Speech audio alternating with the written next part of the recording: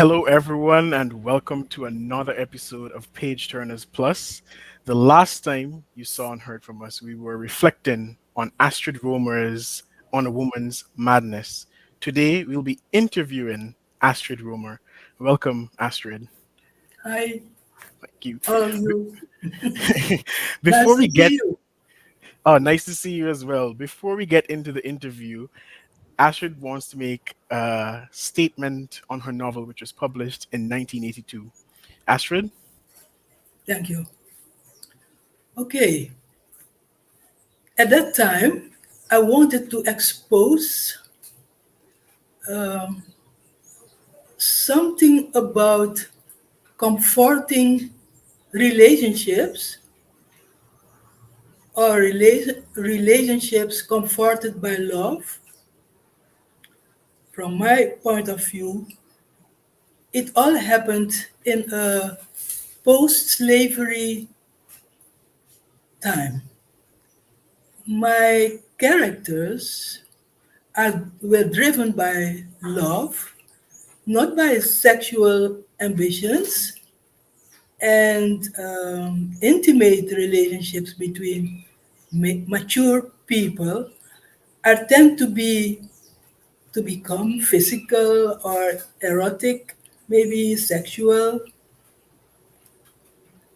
Boundaries and ties are shaking all the time, and marriage pretends to put um, all these sort of uncertainties on hold. But marriage is an institute and not a feeling. Um, so in the three intimate relationships, Nunca had my main character had in my novel with two men, including her husband and Ramses, her old favorite, her puppy love, um, and later with Gabriel, there there is nothing, let's say, unhealthy about it. And I hope, I mean, at that time, the novelist projected in the years of 1940, 50, and at that time, the our society still had the brutality of the old colonial powers, like being narcissistic and misogynistic, and this is what all comes together in my novel, um, and where readers could search for meaning. I mean, it's hard for me to some words, some words I haven't spoken for. We're Dutch, so we're not speaking English. But it's a novel not to look for to have a judge to have an opinion about. It's more a novel where I've been searching for meaning in that kind of society. Okay, that's it. Thank you very much, Astrid. And before we get into this, I just want to thank you very much for agreeing to this. As you mentioned, your first language is Dutch, and you've agreed to do this in English. The first question is at page 104 of the novel. Noinka says, "But I had feelings of guilt," and I'm quoting here. "Was I only using other people as fertilizer for my growing individuality? Would I take the trouble to love other people? Was I willing to protect others? Could I make sacrifices, share my truth? Was I an epiphyte winding my way up the strongest tree I could find so that I could flourish in the mists?" And that's the end of the quote. So it seems to me that all the main characters were very selfish. Do you agree? Of course not. because all the main characters were forced by love. Um, Remember, the main characters are Louis, a young man, Nunca, a young woman, and Ramses, a young man as well, and Gabriel. And it was a pretty messy society there in the years 1940. The whole colonial structure is still is active, and even in the language we speak, because there is Brazil speaking Portuguese, we have the French, and we have the English. We're the only ones speaking Dutch, and it's the smallest country. We're coastal, and most of our land is Amazon rainforest, like more than 93%. Okay, so after slavery came the immigrants, Asian people, the Hindus, and the Muslims, and the Buddhists, and there were some Jews, but the African Surinamese people where they're looking for their own ways, their own philosophy to make another kind of living. And it was very, very, very hard because they had no money, they own no land, they had to, what they call, try to, they say there is a sort of creolization. I don't know if you know the word, the meaning of it. And that meant in Suriname that they have to create their own jobs, small jobs to earn money, and they have to create their own sort of schoolings. And the whole society was a working class society for women and men. Because the immigrants, the Hindus, the Muslims, the Buddhists, etc., the Chinese were Buddhist people, they had their own business. And the administration, the post colonial administration, took them in to do jobs and gave them things. But the African Surinamese people, they had their freedom at 1863 and nothing more than that. No money, no nothing. Okay? So it was a very, very hard time. Okay? Thank you for that answer, Francine. On that note, actually, we were interested in finding out why you decided to set the novel at that particular period of time in the 40s and 50s, and I think you briefly touched on it. But can you elaborate a bit more about the choice to write about this particular time that you just partially described? Okay, I'll try. It's a sort of what I wanted to write a novel, to make a novel, a poetic novel um, about a time when I wasn't in the world yet. Okay, I've been born in 1947. Okay, and this, I said to myself, this is the world my mother wanted me to live in. Okay, and what what what what is this world like? What is this society like?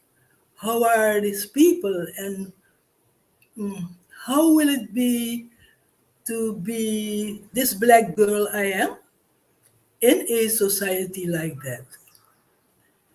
And so I started to make the novel and the pages and so on. And there is something about it because in my own family, there was this um, pretty colonial, a bit white grandma with roots in the slavery, but plantation owners, and there was my granddad. He was a black man from the plantation. And always that friction. And it was this old slavery friction about racism and discrimination. And it was always there in one or another way. And it was there to sense as a child, like, what is humanity? Who is more human? Who's better than the other? And the thing is, being a little girl, we had in my mom's house, we had this person doing, my mom was a teacher, so we had this person cleaning our house, cleaning our clothes, etc. And she was as colored as I am. And I just didn't want her to touch my things. She scared me because everywhere I looked, there were people just like me doing, in my eyes, dirty work. And I thought, I don't want to do that kind of job, never ever. So she wasn't allowed to do anything for me. So I remember my mom said, "Leave Astrid, it's okay." I was like, they didn't understood, and I couldn't articulate the pain and the things I've been feeling. So writing about Nunca, projecting my feelings in this person, is a way to find out, is it possible for somebody like me, Astrid Roemer, to be happy in Paramaribo, in Suriname? Okay? Oh, very powerful. Thank you for that. Paula? Thank you, Astrid. Um, you kind of addressed what I'm going to ask you in your statement, in your opening statement, but this is a more direct question. So I want to know, none of the same sex lovers in the novel was exclusively homosexual. For example, Nunca had a passionate relationship with Ramsey. Mhm. Why didn't you create characters who were exclusively homosexual? Because writing this novel, starting to writing this novel, I wasn't thinking about homosexuality at all. I've been in my 20s when I discovered that there was something in the world they call homosexuality. I didn't know that it existed. Okay? So it wasn't part of my worldview. So sometimes things will happen in writing a novel, you know? So it's a little bit, it is so strange that it happened like that. And that was the reason that when this novel came out and it was a bestseller for weeks, I've been so ashamed to go out. It was like people would think she is like that. And I never thought about it. I never thought about homosexuality as being a sort of issue. There was nobody in my surrounding I know to be like that. So once I asked a friend of mine later, like 10 years later, tell me, there are no homosexual people in Suriname? At that time, I was in Holland. And she said, of course. And I asked, but why can't I see them? And she said, when you don't know that it's there, you will not recognize it. And that was a good answer to give. Okay? And that's why to answer, that's why it is it's happening in there in the novel. Okay? So, continuing on in terms of Noinka, so the fact that Noinka believed that marrying Louis, who himself was black but was financially stable, would make her less vulnerable suggests that she believed that in the Suriname of the 1940s, women were more vulnerable as a group than black people were as a group.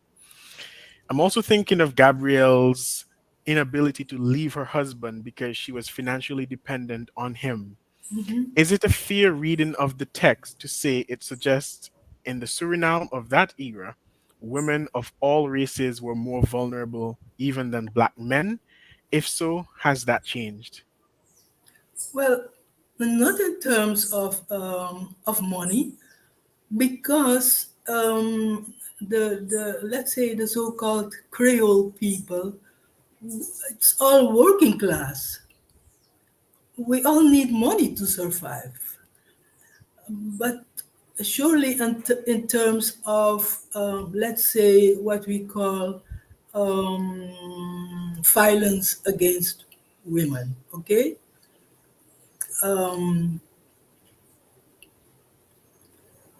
nunca could earn her own money. She was a teacher, okay, and Gabriel, a child, a pretty rich family, the only child.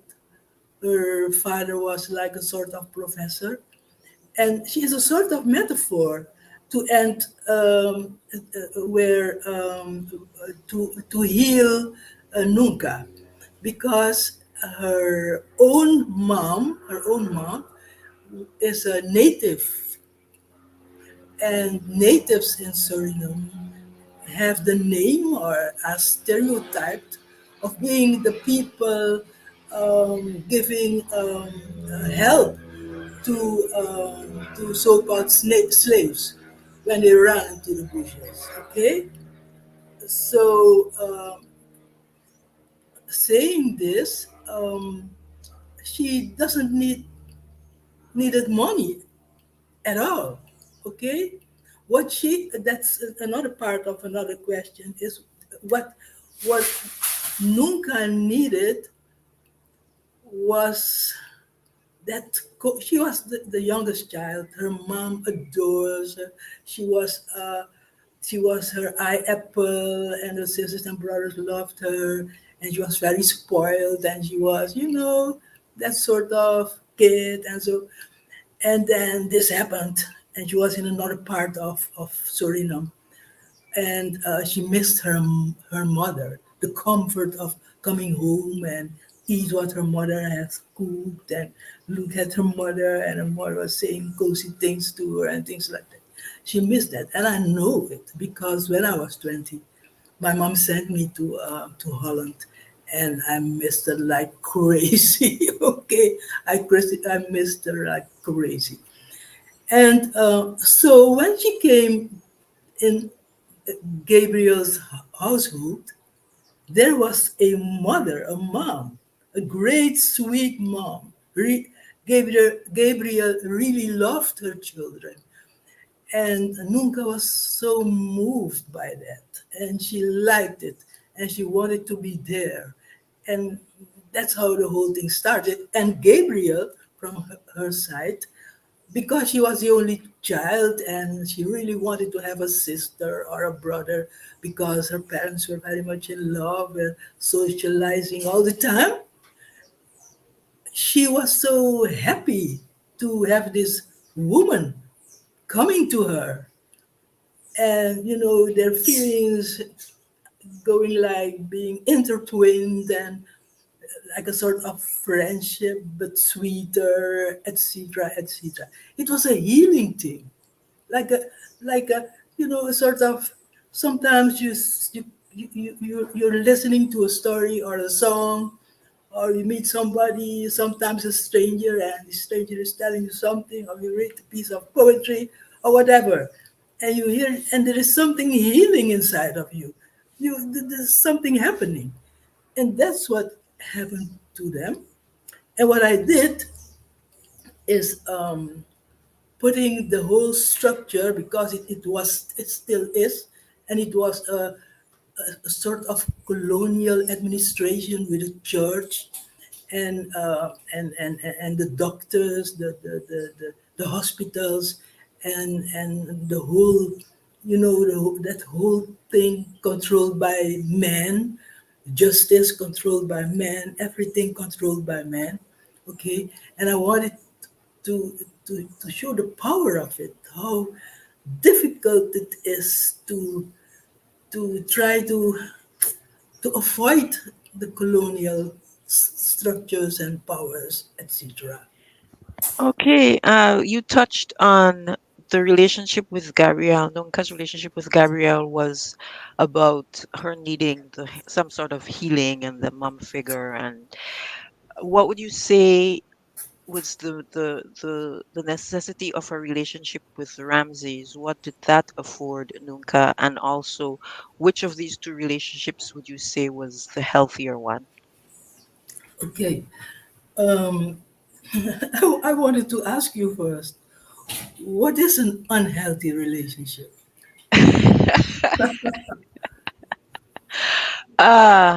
That's a great question. I guess for us, an unhealthy relationship is one where at least one of the parties is, I guess, deeply unhappy Mhm. the majority of the time, and there doesn't seem to be any sort of true connection between the two people, and one or both of the parties are simply using the other one for their own needs. That would be off the cuff my very quick definition.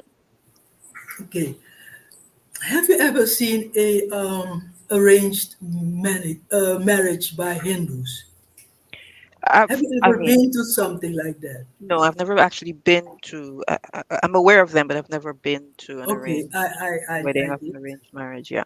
very, very often because they are part of our so called society. Mhm.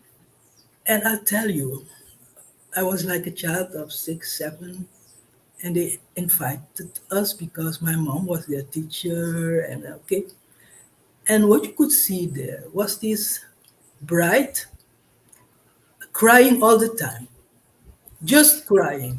Not only the the bride crying, her mom, her sisters, the whole female thing was like crying really loudly. Okay, and of course they were crying because now that I'm older, I know that they've been crying because there is no way back if you go into that kind of relationship. Okay? There is no way back, no divorce, nothing. And the girls and the women know what they are going through. And that it will take years and years to find a way to cope with it. Okay? And we, Creole people, we don't have that kind of relationships and this kind of getting married with people you know, your family know, and etc. We kind of lose a little bit.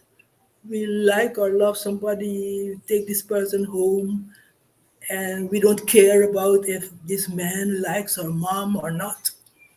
We even marry a man when he say he hates our mother or they can't go along with our dad. You know, that is impossible in a setting of Hindu and Muslims. Impossible. Because they say, listen, you you marry the family, the whole family. She or he is part of the family, but we are here, and we will stand for you as well. So what now, Louis is black, and Nuga's daddy is a black man, a very well-looking, beautiful faced, long, tall, nice, with a very good language use and very elegant. Uh, and but it, but but to say it from a certain perspective, he's black, and black it's not a class society in Suriname. It's society based on colorism. You know what I mean? And the closer you are near the white colonial power with your skin color, the better. So, okay. So but she loved her dad a lot.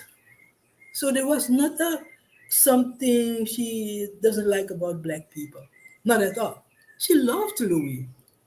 And she doesn't want to marry him immediately. But he said, it's okay, you don't have to cook, you don't have to this, you don't I just love you. I have this money coming back from Venezuela with a bucket of money, you're nice, and I want to marry you. I want to make you happy. He really loved her.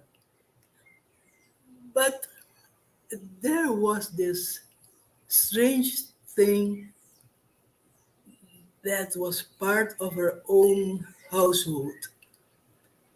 Is he a good enough person to be married to and to have children with because he was black? So it was, she couldn't articulate it, but it was a shock when she married him and she was there in his house, knowing I have to stay with this person for the rest of my life. Ooh, I don't want to. I'm not feeling good about it. And in Holland and in Europe, they used to send their children to go to therapy to find out what's going on and how to help them to get rid of all these feelings, especially Jewish children, because the Jewish children experienced by what happened in the war, they know there is something between them and the people in Europe. The same thing. Okay? So all the Jews with some money send their children as soon as they're 12 in therapy. Go and talk about it. Find it out. But we don't do things like this. So Nunca wasn't feeling okay with him. And she, that sexual part, well, when you're young, when you're a virgin, when you're, maybe when you feel like a virgin, when you think you want to give your body and everything to a man, there is there must be there must be a very deep feeling of yes, yes, I want to be with this person for better or worse, and that wasn't a thing. And maybe you remember when you in the novel there was this moment when Nunca took Louis to her parents, and they were sitting and they talked, but her daddy looked at him and knew immediately that it would not work. He knew. And sometimes we hate it, but parents do know something more than we do when we come with our partners. They say, well, okay, go on, but okay. And that is my way of answering this question. Um, Most of the relationships, Astrid, in the novel Hmm. are between people who love each other, Hmm. but they're still very difficult relationships, most of them. What made you so interested in exploring difficult relationships, especially between family members? Because a sort of stereotype, or maybe it's a statement. I'm a family therapist too, a professional family therapist. Violence, most of the violent things between people are rooted in nearby people, relations, family, like. Okay, there is so much violence between family members. Not because they don't love each other, it's more because they are so closely related that feelings we must experience as being human, like jealousy. How do you handle jealousy? But it's important to know that sometimes you're jealous when your sister is getting more attention or something, okay? And how to handle it. And feelings like between brothers and sisters when they are like in their teen teener time, okay? These feelings like this boy looking at his sister and feeling something sexual. How do you handle it? But it's normal. It's not his his ugliness. It's his body acting like that. We are made like that. Men are made to be attracted like that, huh? But they have to learn how to handle their feelings. We are made to be like lovely, making this thing so to be liked and so on and so on. And but we are learning, we girls, we are learning better than the boys to handle it. So all these sort of feelings, they explode in a family relationship because you have all kind of relations. Some you like more, and why sometimes you don't like your sister, or you don't like your brother, and you're feeling ashamed about it and things like that. Let me say this, and that is healthy.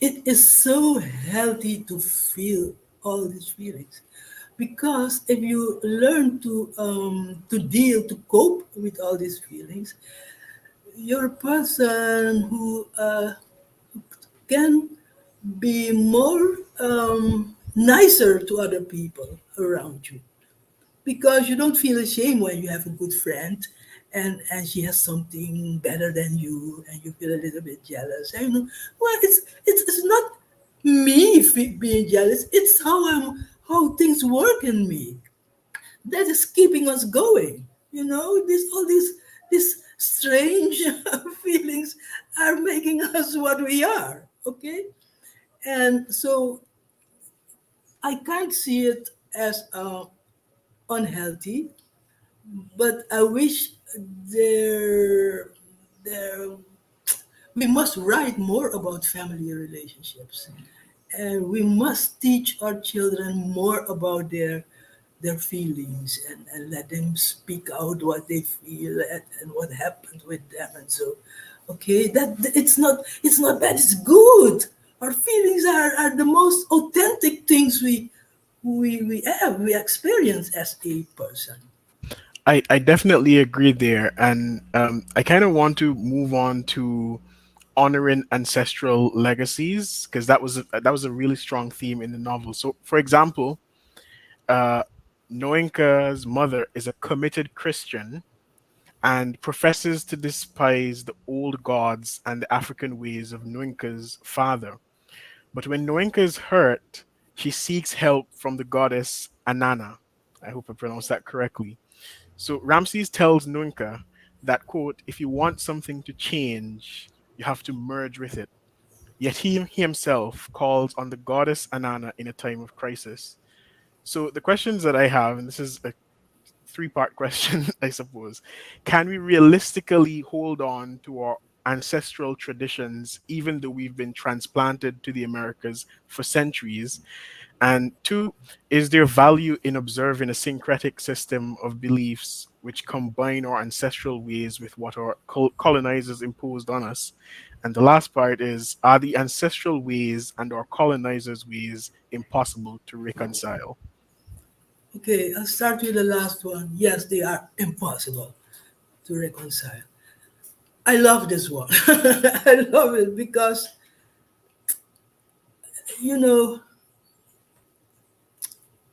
let's look at Suriname. I don't know how it all worked in your place, on your islands, but slavery started 350 years ago. We don't know where all these people were grabbed from. Okay, they came to, let's say, our part of the world in Suriname, and they stay there for, let's say, in 100 years, 350 years. In 100 years, there are four generations, maybe more. because as soon as a child has her first period, a new generation started. But let me say four. Then we have like four in a year, in 3 years, 12, and then in 50 years, 14 generations. They didn't know anything about they, the hardest part for me is being a writer is that I cannot imagine and at all. My brain isn't going that far. How would it be to be born in that period of time? I really don't know. It's so hard. How is it possible that people were there living like that in that sort of context? Oh, it must be. It's so brutal. I can't imagine it. Okay? And then, so it is more than stress. It's so much more than that. And the thing is, some people, some of them fled to the rainforest. And the rainforest is the rainforest. I mean, the Amazon rainforest is a place full of wild animals. The wildest thing there is the big anaconda snake. It is a horrible, sometimes 29 to 30 feet long creature. And it's still one of the things tourists like to go and search for when they go to the Amazon. And remember, these people running to the bushes, getting to see parts of the snakes. And just like the Greeks did, you know what the Greeks did when they were so scared for the sea? The sea was a threat to the Greeks. They named them. They give them like you're a god, Poseidon, and you are Neptunus, and you are this, and you are that. And that's the same the so-called slaves did. Okay, they said you are Anana, you are the god of the forest, you are the heaviest, the biggest, the larger, the heavier, etc. And so they did with the big cats because they were so scared.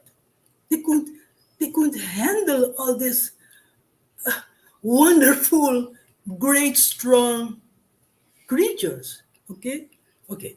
So they started their own kind of thinking about it. And when you tell your child, don't go to that corner of the street because there is something, no, somebody is there. You can see that somebody. When you're talking about somebody, you can have a chat with that somebody. If you say something, you can't have a chat with that something.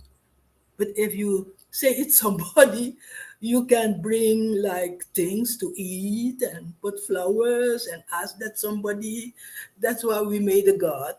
And we can say, hey, God, listen, don't you feel what I feel? Okay. So that was their sort of religion, far away from their ancestors somewhere in Africa. And my last novel, Dealer's Daughter, is about a young boy from that part of Suriname, okay? Going to through Paramaribo to Amsterdam, from Paramaribo to Amsterdam. But I'm telling you, there still is, and that is a way of driving farther and farther away from slavery times. There still is a sort of belief here, like they have a voodoo somewhere. There is something they call winti, which means wind, and wind is mind. And they have their things with a god, a ground god, and you have like a bird god, and you have like a cat god, a big cat god, and all kind of gods. And when people have their problems, they go and this Winti priest might say, well, it is your family bird god, so you have to buy uh, like uh, like the colors of the bird and clothes and use them, and you have to give this god to eat. So we're looking what this god is eating, and we have a tafra, a dining, a dinner with the family, etc., etc. And people, just like in Christianity, they tend to believe it. They are looking for help. Why is my life so difficult? But their life was difficult because they are black, because the society is white, and everywhere they find white walls and the whole white thing. Huh? And they couldn't, they, it was hard for them when I articulate in Holland, no, it's just because of racism. It's all racism. It's all discrimination. All the black men in Holland couldn't find a decent job, a white collar job. Oh, maybe you need this golden ring, and maybe you need this. That's why the windy priest might say, no, it's racism because they don't want you in. You're not welcome. Okay? So, going back to the things in Africa, listen, sir, look at Africa now. Millions and millions and millions of beautiful people are running away from Africa. And you know what? I love it. I love it. I don't want to watch them being primitive, being without knowledge about the world. I don't like it. I want them to be part of the world. Okay? And it might take some deaths in water or whereas and a lot of poverty and a lot of hatred, but they are making it. And their children are doing better and better. And I love it. Okay? So no, I don't I don't think, to me, Africa Africa was is like a dream because I know that there was a time in Africa when everything was Herodotus, a Greek traveler, wrote about Africa, was the first one to write about Africa, saying he never, ever, ever, and Plato wrote about it again. He never, ever have seen nowhere in the world a society like that, where men and women were equal, where there was so much tenderness between women, men, and their children, and where everything was so clean and so beautiful and so. That is Africa. And nobody will ever take this away from me because it is a fact. Okay, and it all changed. We know how it changed. But societies are going too through difficult times sometimes, and they change. But then again, no, there is nothing there from ancestors, the kind of ancestors walking around that I really need now. Uh-uh, uh-uh. African people are coming around everywhere in the world, and people are getting so-called white people, people with less pigment in their skin, they were getting browner and browner and redder. They say there is one race. We are all a red, and brown is a color of red. Okay, and let it be. Let's go for it. I'm really enjoying this conversation, but unfortunately, we're out of time. The next time, we'll be reflecting on Marlon James's Moon Witch, Spider King. But before I end, I want to thank you, Astrid, for joining us today. It has been a lovely conversation. And thank you for giving us such a beautiful insight on Suriname and life in colonial and post colonial Suriname. To end, we'll give you a treat. We will have a reading by Astrid Roemer. Thank you very much for joining us. Het laatste feest. Het afscheid is bij de zee, die hoog is en gespannen. De stenen dijk. The last party. The farewell is at the sea, which is high and agitated. The stone dike looks grimy and decrepit. The air is heavy with visible mist, an enmeshed entity with the ocean. Uneasy as the fatty body of a prehistoric animal, the water sloshes against the wall with clipped regularity. I don't dare to take a close look. I have a primal fear of natural sources of water. Ramsay's lectures, land reclamation, ocean currents, fertile clay, shore prospects. Lost for words from all the water, I listen. When he insists on taking a walk on the dike, I turned my back on the Atlantic. Then we bike to the ocean through a forest that smells of rotting wood and decaying vegetation. Dark trees with damaged trunks like the torsos of humanity-hating giants. I pressed on. Ramses is with me. He's a friend who loves me. I'll follow him. We can't see much more of the beach than a strip of sand scattered with driftwood. Again, the sea. No apathetic, but more threatening than behind the dikes. Let's wade through the water, he proposes. I shake my head. Swarms of dragonflies glide by. You're scared? No, I say, although I feel as if we're being spied on by bizarre beasts. You're shaking, he notices. It's the wind, I retort. He breathes the air in deep. Reverently, he moves forward, completely tuned into his environment. You should see the orchids. I can't go any further. Then I'll bring one here for you. Before me, the water. Fragrant trees behind me. I feel lost. Stay with me, Ramses, I call out, caught in an upswell of emotion. He returns in an instant, disappointed, but pulls me in close. Somewhere, there are branches falling. You don't know what orchids are, he says softly. No, I agreed. Orchids are flowers from the Garden of Eden. They've overcome the greatest catastrophes to become unobtainable for mankind. Solitary plants, flowers that are only for people who truly love them.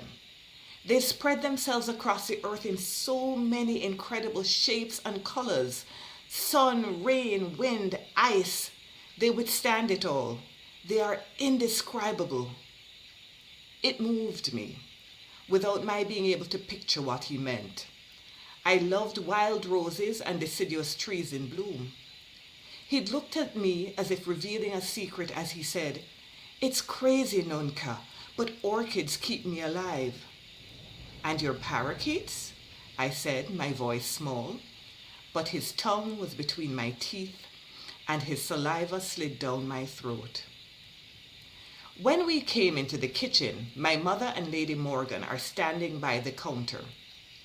I smell raw egg and almond extract. I see swollen prunes in stoppered bottles. I presume prune cake. Languidly, I turn in circles. I wash my hands, blowing at the flour. You look pale, noted the lady. She's afraid of the sea, he says, quickly defending me. I'm tired, I translate. My mother whirls around and stares at me. Is something wrong, my child? I flinch, shake my head no. She draws near, looks at Ramses, and then at me. Yellow and white drips down her apron. The egg is broken in her hand.